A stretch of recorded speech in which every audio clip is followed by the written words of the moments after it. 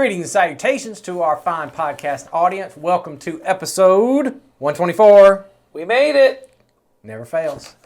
My name's Jason. This is Nathan. This is Ed. And we're on the teaching team here at Community Christian Church, the YouTube channel you are watching right now or listening to on a podcast app.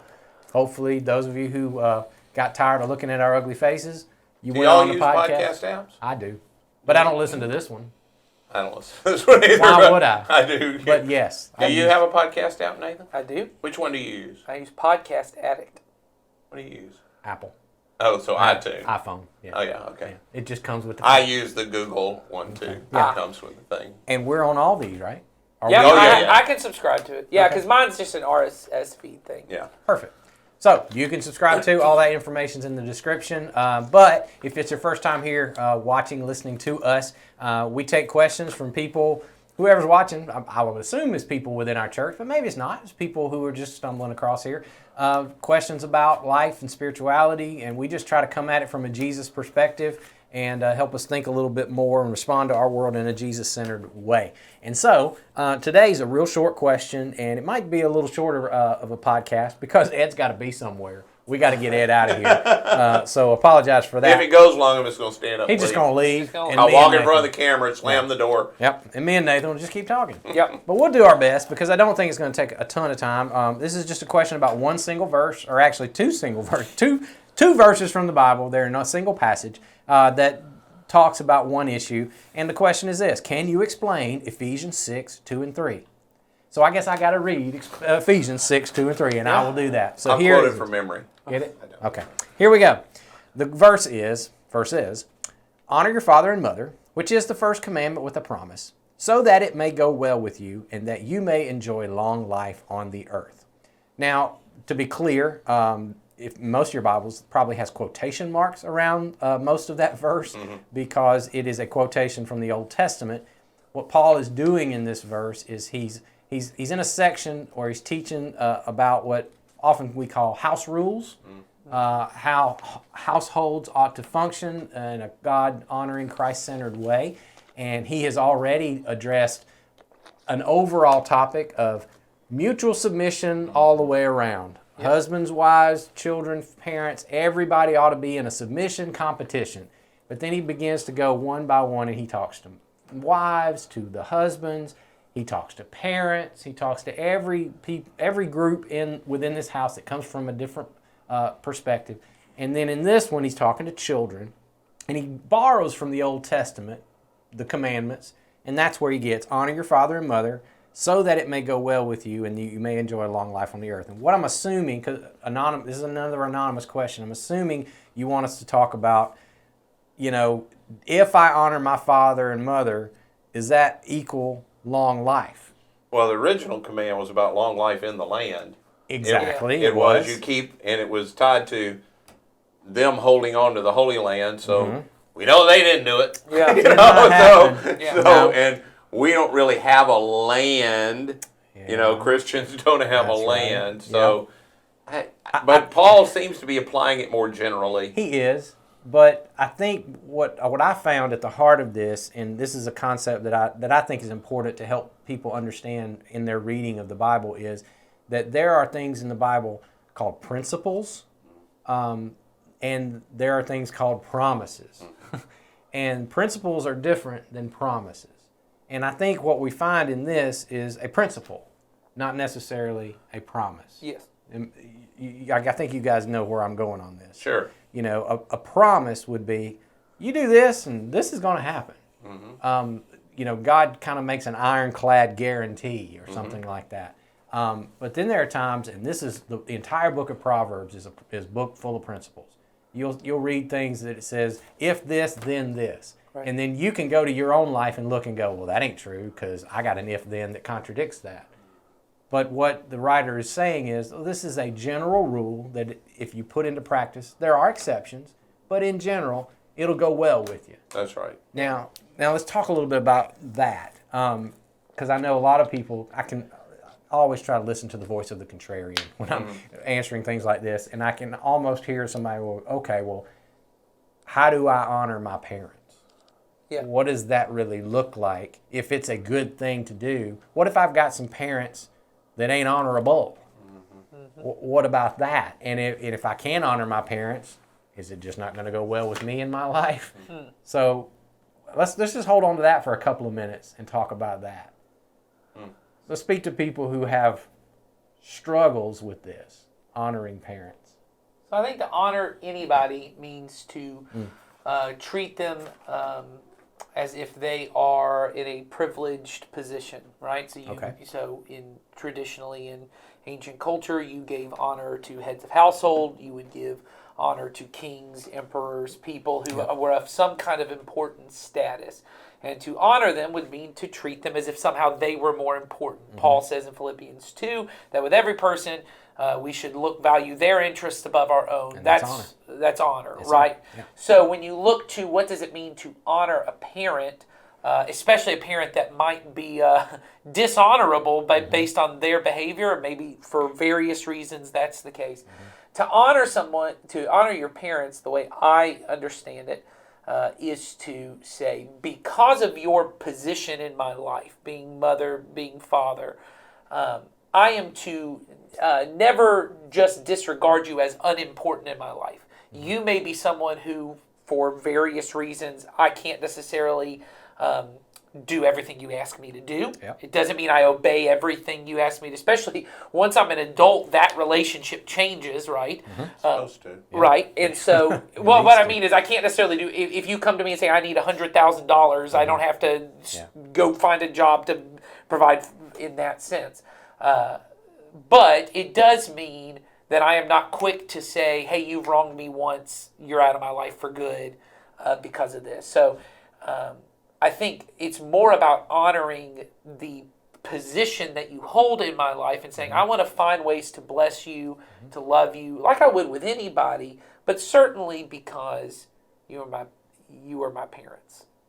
Yeah, it would be a thing where, of course, like you alluded to, our call is to honor all people. I mean, the command to place others ahead of yourself, that is an honor that you bestow upon people. So there's the general thing, but then there's a sense, and I think Jesus brings this out when he calls out hypocrisy in the religious culture of his day, to say, you are not even showing, you're showing honor to people outside of your household or to a religious system, and you're forgetting the people closest to you. How can you do that without doing this first? Right. So in a sense, I'm not saying there's a pecking order necessarily, but there is, in a sense, that if you're not willing to show honor to those in your own household, your own family, you have skipped something, at least to the extent that you can do it. Right, that's right. You know, there's something broken in you if you just are able to write off, just for any kind of reasons. I know a lot of parents these days are struggling with, being estranged from children, and I always wonder, again, not to blame, I don't place blame, but where is the brokenness in that home that caused those children to just, for whatever reason, dishonor their parents? Right. And I've sat with many grandparents in recent years who are estranged from their grandchildren. They have not yet held on to their grandchildren. And I think to myself, what happened? Again, I don't know who to blame. Right. But something broke there, and they're missing this encouragement that's in this verse of, there's a responsibility that you have to start there and make the relationships in your household honorable. And then, but I see a lot of, kids grow up and they give honor to everybody else but the house. Well, and it's tough. It is tough because sometimes it's just not possible. It's not. It's just, maybe it's the nature of our church. We have always been, we've had lots of people come from broken backgrounds and broken situations. And the thing you have to accept with broken backgrounds and broken situations is the longer people have lived in them, the harder it is for them to change. Yeah. So if you get a younger person who gets out of the broken situation and tries to go back and honor somebody who's been stuck in it for years, Yeah. their view of what honor looks Yeah. like is you come back into our system. Yep. And so I can't go back into your system and honor Jesus, who is my ultimate highest authority. Yes. I can't honor my husband or my wife or my current children who are a higher position. They are a higher position in family than my parents. It just, there's so many broken systems. I do agree with you. You should try. Yeah. And I've had my own brokenness where you have to get to a point where, everything that happens isn't bad. Yeah, And there's right. good that comes out, even the worst kind of things.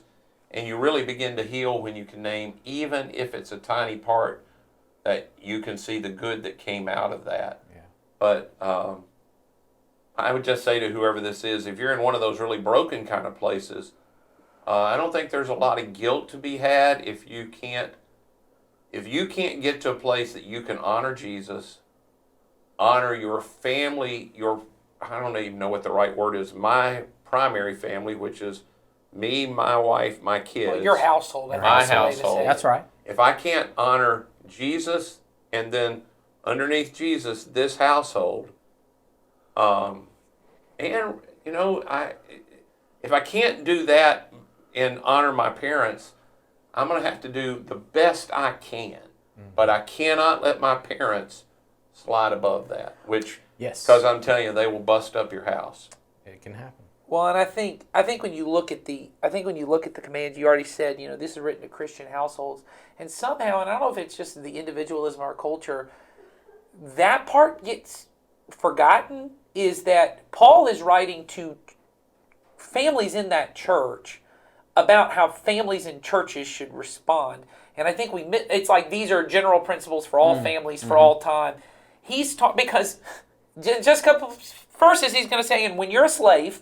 Yeah. Here's how you're supposed, and then people, because that's what people, including in the American South, would say, see, that means Paul likes slaves, No. and Paul likes this. Paul is talking to a church. So here's why I'm trying to get to that.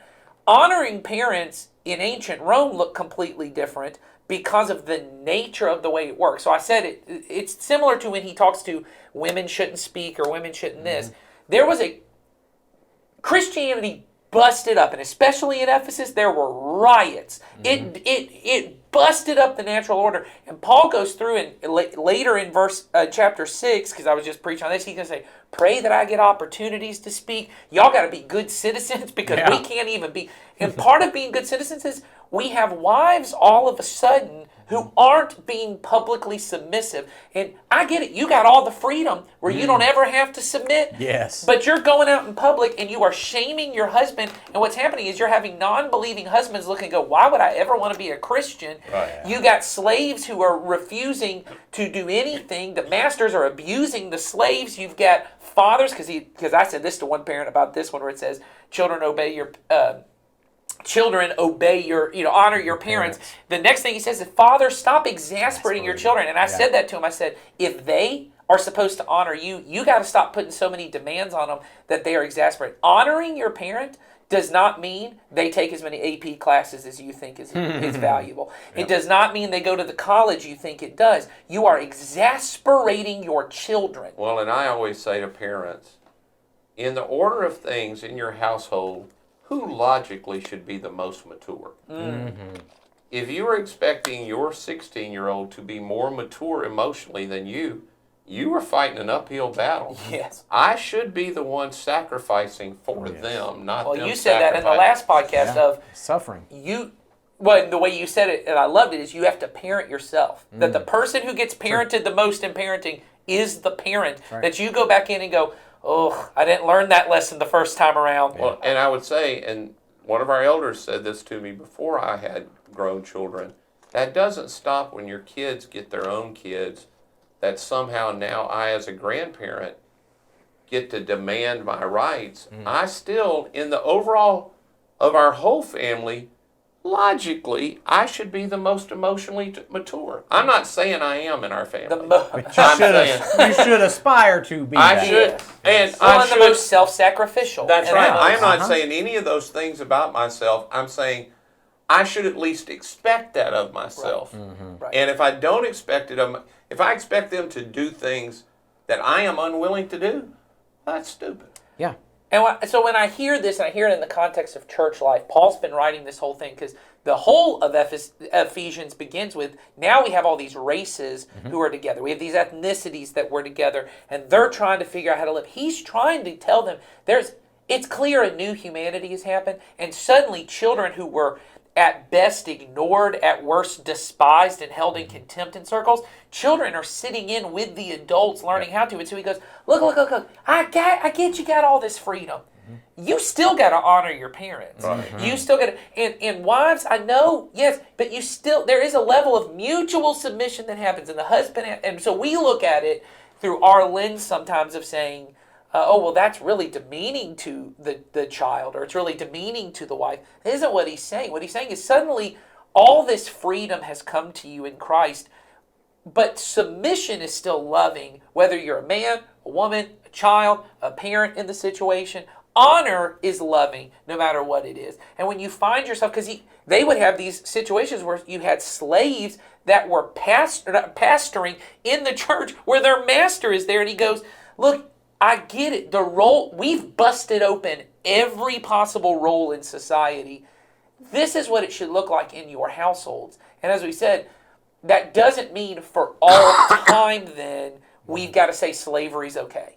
Or for all time we say that's the way it is. Or we've even got to make sense.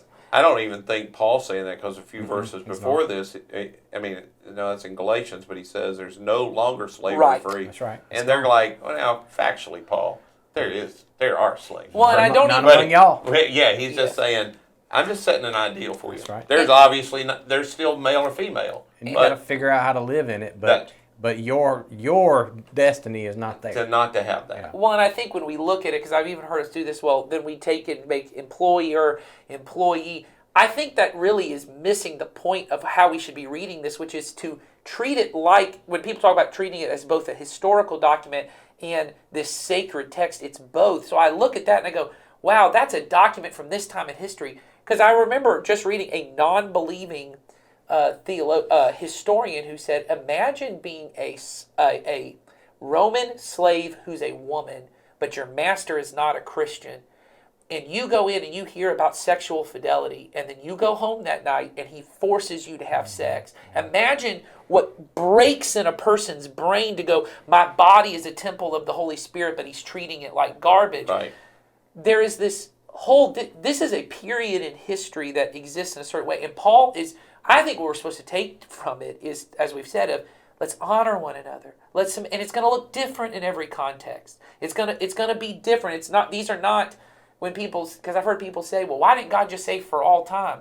Because there is no for all time. We're constantly changing. Yes. Every context is different. And so I would take from it, honor is important. Yes. And it's a part of love. If it all worked perfectly, the oldest people in the family would be the most submissive because they've been at it the longest, which would make them the easiest to honor. Yeah.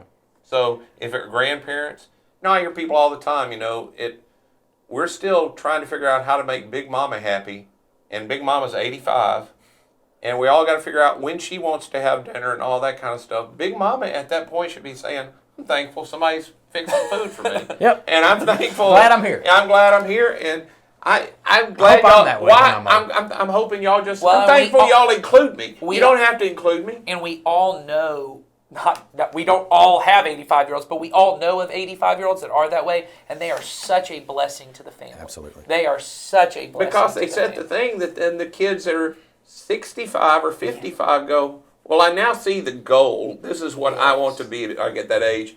But the problem is, as we live longer, Big Mama gets to be 105 and her daughter's 85. Now we got two Big Mamas competing over who's got to be happy. Oh, man.